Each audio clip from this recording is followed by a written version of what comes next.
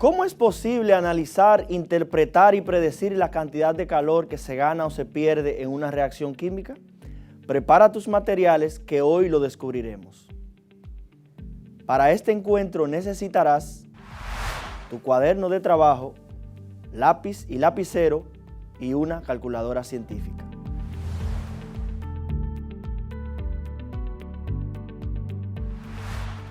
Es maravilloso tener este nuevo encuentro en la semana en la que conmemoramos nuestra independencia nacional. Les habla como de costumbre un servidor, el profesor Ramón Roque Paulino. En este episodio de la clase de química vamos a trabajar con el estudio de la ganancia y pérdida de calor en las reacciones químicas. Hablaremos de termoquímica. Prepárate y manos a la química. Cuando finalice este encuentro, estarás en condiciones de analizar las consecuencias energéticas derivadas de la interacción de la materia y evaluar procedimientos científicos y tecnológicos para solucionar problemas y dar respuesta a fenómenos que ocurren en nuestro entorno. En encuentros anteriores, reconocimos a la termodinámica como una disciplina muy importante que nos permitirá interpretar mejor fenómenos estudiados por la química. Clasificamos los diferentes tipos de sistemas que podemos encontrar en la naturaleza y los relacionamos con nuestras vivencias diarias. Diferenciamos entre calor y temperatura. Vimos las tres escalas más utilizadas para medir la temperatura y la forma de hacer conversión entre una unidad y otra. Identificamos las leyes o principios de la termodinámica. Reconocimos el concepto de equilibrio químico y trabajamos con la transferencia de calor y la forma en la que podemos analizar este comportamiento haciendo uso del calor específico. En este encuentro trabajaremos con los aspectos básicos que nos permitirán profundizar en uno de los campos más importantes del conocimiento, la termoquímica. La termoquímica es la parte de la termodinámica que estudia las transformaciones que sufre la energía calorífica en las reacciones químicas. En toda reacción química hay cambios de energía en forma de liberación o absorción de calor. La termoquímica es una aplicación de la termodinámica. Reflexiona ahora sobre lo siguiente. Recuerda siempre que nuestro cuerpo es un sistema extremadamente complejo. Los alimentos que consumimos contienen nutrientes, vitaminas, proteínas, lípidos, sales minerales y un grupo muy importante, los cuales llamamos carbohidratos o azúcares. La combinación de los carbohidratos, especialmente de la glucosa, con el oxígeno, hace posible la respiración celular, donde la liberación de energía nos permite realizar nuestras funciones vitales. En todas las reacciones químicas, desde las más comunes hasta las menos conocidas, se ven involucrados cambios térmicos. La fermentación, la respiración, la oxidación y la combustión, por ejemplo, son procesos en los que se ven involucrados cambios de temperatura. Trabajemos ahora con un concepto muy importante, la entalpía. La entalpía es una magnitud termodinámica que se representa por la letra H y es el flujo de energía térmica en los procesos químicos efectuados a presión constante cuando el único trabajo es de presión-volumen. La variación de entalpía se representa como delta H, donde delta se representa con un triangulito y muestra la cantidad de energía calorífica que absorbe o cede una reacción al entorno. La energía calorífica desprendida o absorbida en las reacciones químicas a presión constante, la entalpía, se representa internacionalmente con el símbolo delta H, donde delta lo representamos con un triangulito. Este símbolo y sus valores positivos o negativos indican si la reacción es exotérmica o endotérmica. Si la reacción es exotérmica, delta H es negativa o menor que cero. En un cambio exotérmico, el proceso libera calor, luego el incremento de entalpía es negativo.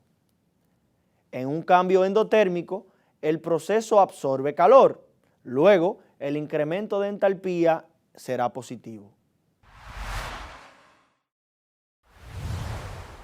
La variación de entalpía de una reacción química puede expresarse fácilmente con un diagrama entálpico.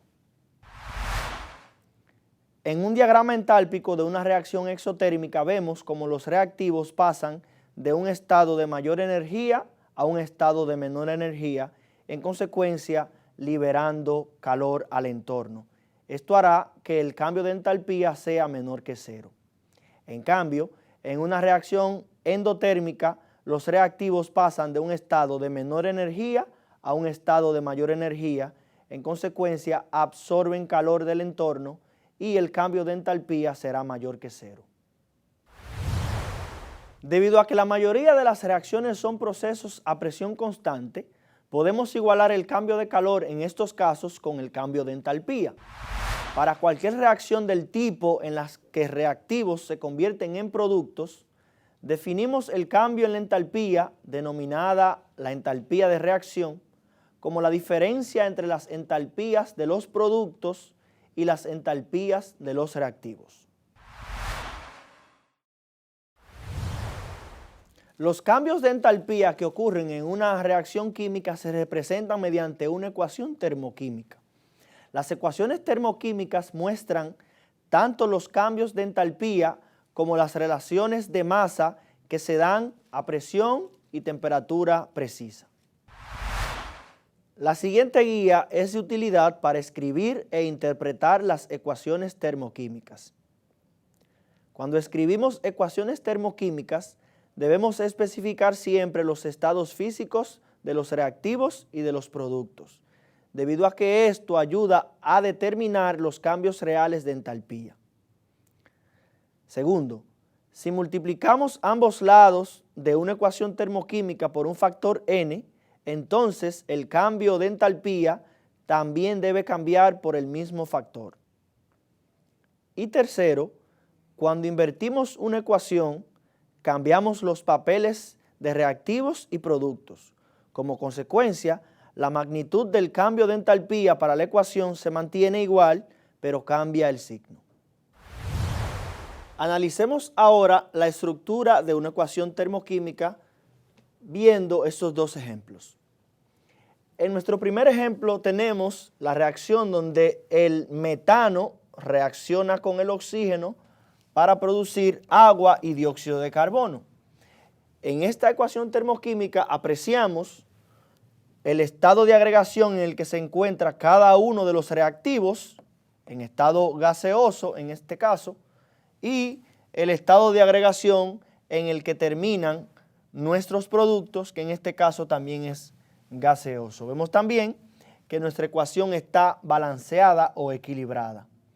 Además, la ecuación que tenemos aquí muestra el cambio de entalpía que se da cuando ocurre esta reacción química y vemos que tiene un valor de menos 890 kilojoules por mol.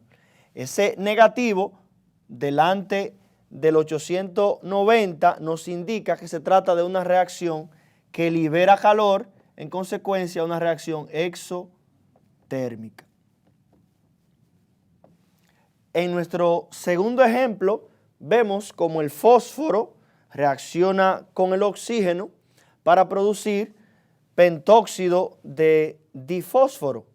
Vemos que en esta ecuación termoquímica los reactivos están mostrando el estado de agregación en el que reaccionan, en este caso el fósforo en estado sólido, el oxígeno en estado gaseoso, para generar un producto en estado sólido. Además vemos que nuestra ecuación está acompañada del cambio de entalpía que se da cuando ocurre dicha reacción, liberando unos 3013 kilojoules por cada mol de fósforo que, digamos, reaccione. Ese símbolo negativo aquí nos está indicando que se trata de una reacción exotérmica. Si yo invierto esta reacción, es decir, si lo que está como producto lo coloco como reactivo, en este caso sería P4, oxígeno 10 en estado sólido, me produce P4 en estado sólido más 5 moles de oxígeno molecular en estado gaseoso. Si yo fuera a escribir el cambio de entalpía de esta reacción, tendría el mismo valor que tiene la reacción anterior, pero con el signo cambiado. En este caso, el cambio de entalpía de esta reacción será 3013 kilojoules por cada mol de fósforo, en este caso de pentóxido de difósforo, que reaccione. De tal manera que cuando escribimos una ecuación termoquímica debemos tomar en cuenta el estado de agregación de los reactivos y de los productos y escribir a la derecha generalmente el cambio de entalpía que se genera cuando ocurre dicha reacción.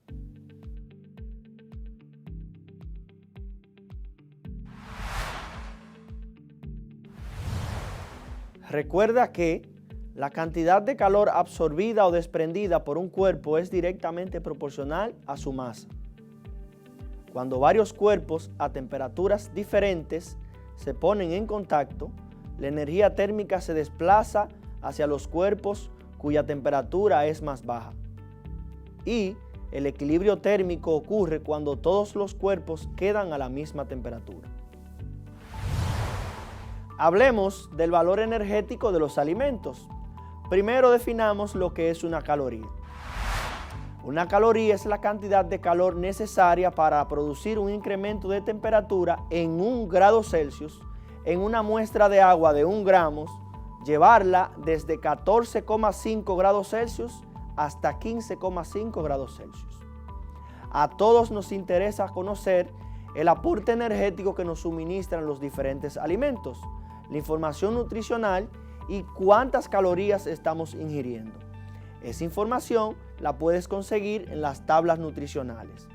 La cantidad de calorías que se debe consumir diariamente según la Organización Mundial de la Salud, la OMS, es en promedio de 2.000 a 2.500 calorías al día para el hombre y de 1.500 a 2.000 para las mujeres.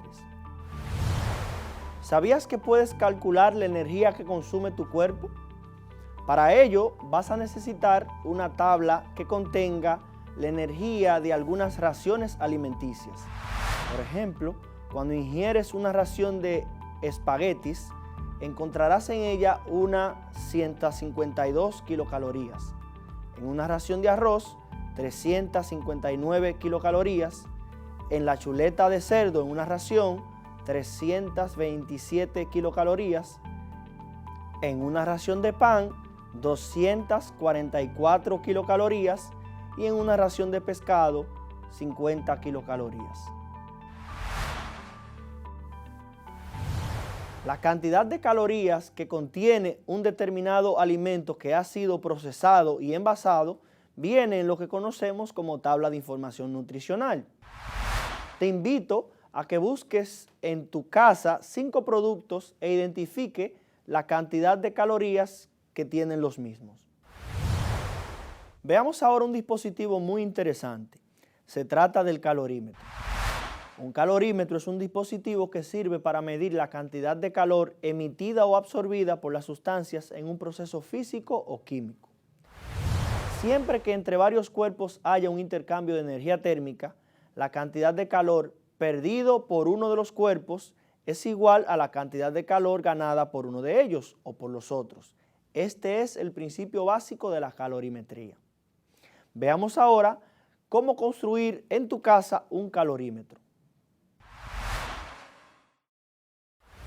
Para construir un calorímetro casero vas a necesitar 2 vasos de poliestireno, un círculo de cartón, un termómetro y una goma elástica.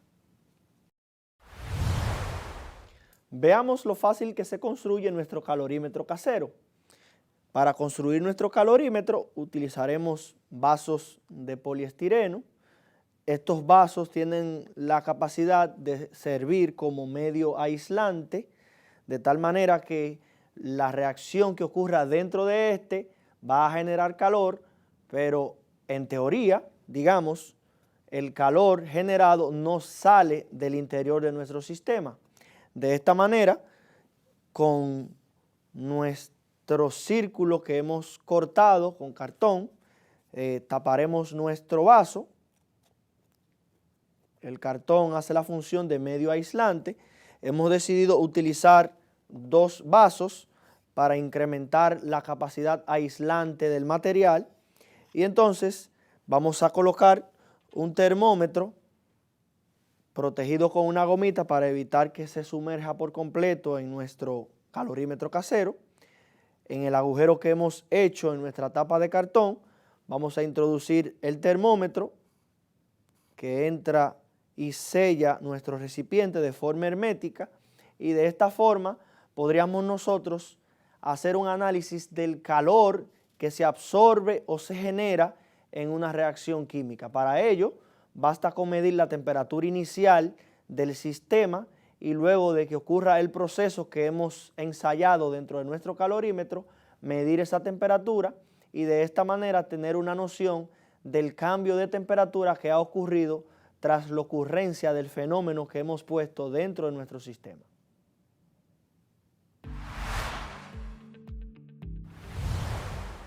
Pasemos a discutir 2 conceptos muy importantes en termoquímica.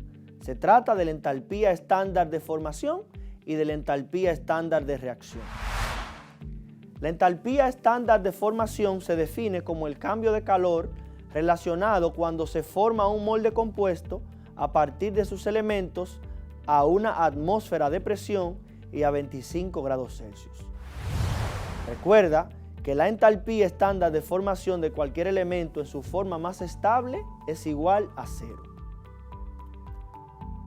Los valores de entalpía estándar de formación se pueden conseguir en tablas de valores termodinámicos.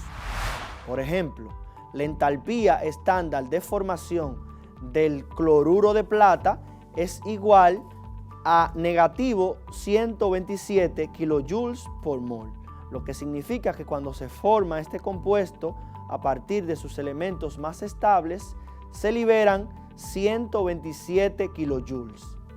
En las tablas de valores termodinámicos puedes conseguir los valores de entalpía para diferentes compuestos. En las reacciones químicas, los enlaces entre los átomos pueden romperse, reconstruirse o experimentar ambos procesos, ya sea para absorber o liberar energía. El resultado es un cambio en la energía potencial del sistema. El calor que se absorbe o se libera en un sistema sometido a presión constante se conoce como entalpía. Y el cambio de entalpía que se produce en una reacción química es la entalpía de esa reacción. Veamos ahora cómo analizar e interpretar la forma de calcular la entalpía de una reacción. Supongamos que tenemos una reacción química modelo en la que una cantidad A del reactivo A se combina con una cantidad B del reactivo B para producir una cantidad C del producto C más una cantidad D del producto D. Si pretendemos hacer el cálculo de la entalpía estándar de reacción, tendríamos entonces que hallar la sumatoria de la entalpía estándar de formación de cada uno de los productos multiplicada por el coeficiente estequiométrico menos la entalpía estándar de formación, la sumatoria de las entalpías de formación multiplicada por el coeficiente estequiométrico de cada uno de los reactivos. Ampliando esta ecuación, decimos entonces que la entalpía estándar de reacción será igual a C por la entalpía estándar de formación de C más D por la entalpía estándar de formación de D menos, estos son los productos, menos A por la entalpía estándar de formación de A más B por la entalpía estándar de formación de B. Recuerda que estos valores termodinámicos los encontramos en tablas.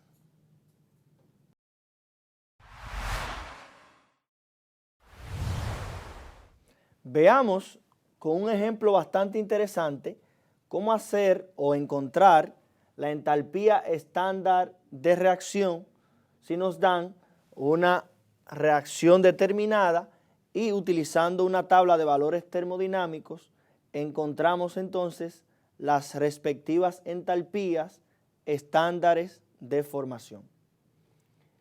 En esta reacción química, el etano en estado gaseoso reacciona con el oxígeno también en estado gaseoso para producir dióxido de carbono en estado gaseoso y agua en estado líquido. Recuerda siempre que para poder trabajar una ecuación termoquímica debe tener planteados los estados de agregación de los diferentes elementos que intervienen en nuestra reacción química. La entalpía estándar de formación del etano en estado gaseoso es de negativo o de menos 84,7 kilojoules por cada mol. Esos valores los encontramos en las tablas de valores termodinámicos. La entalpía estándar de formación para un elemento en su estado puro, en este caso es 0. La entalpía estándar de formación del dióxido de carbono es menos 393.5 kilojoules por mol y la entalpía estándar de formación del agua líquida es de negativo o de menos 285,8 kilojoules por mol.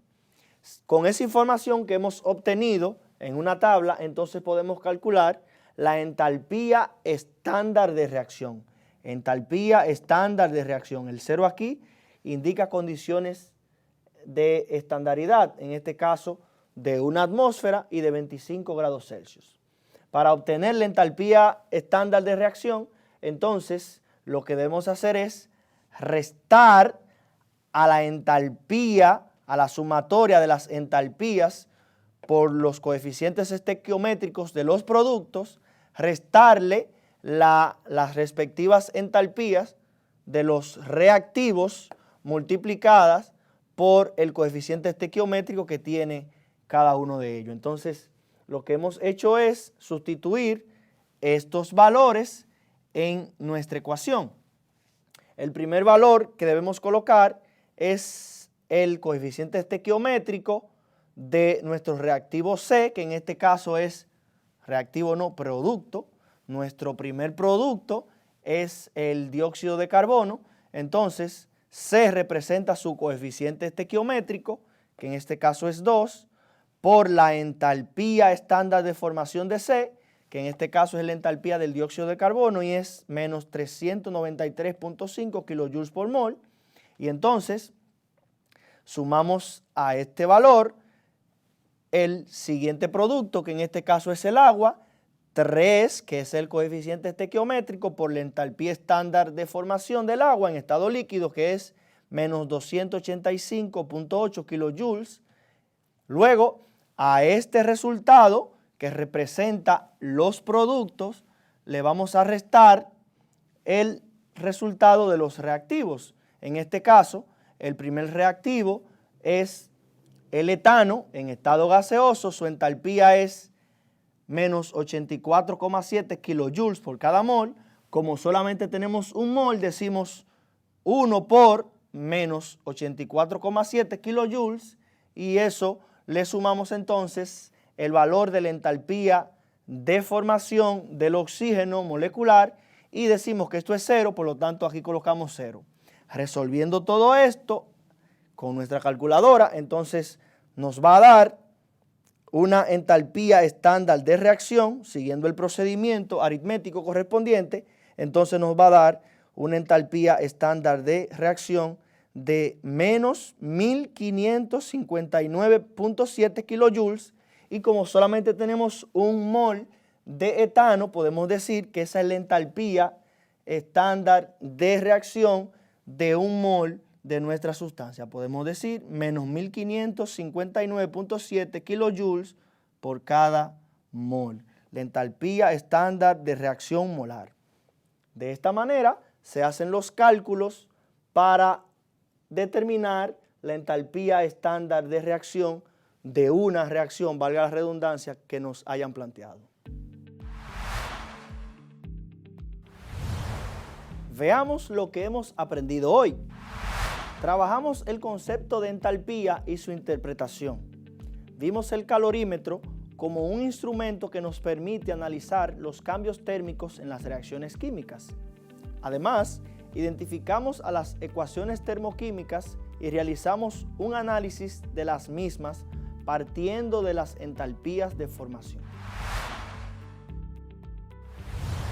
Ahora, con orientación de tu profesor o profesora de química, trabaja en lo siguiente. Une con flechas cada sistema con el tipo de transformación de energía que se produce. Los sistemas simulados son una nevera, una estufa, un árbol, las mitocondrias, una bombilla y un abanico. Las transformaciones de energía son de energía eléctrica a energía mecánica, de energía luminosa a energía química, de energía eléctrica a energía térmica, de energía eléctrica a energía luminosa, de energía química a energía luminosa y térmica y de energía química a energía térmica. También calcula la entalpía de reacción donde el gas propano se quema en presencia de oxígeno gaseoso para producir dióxido de carbono gaseoso y agua en forma de vapor.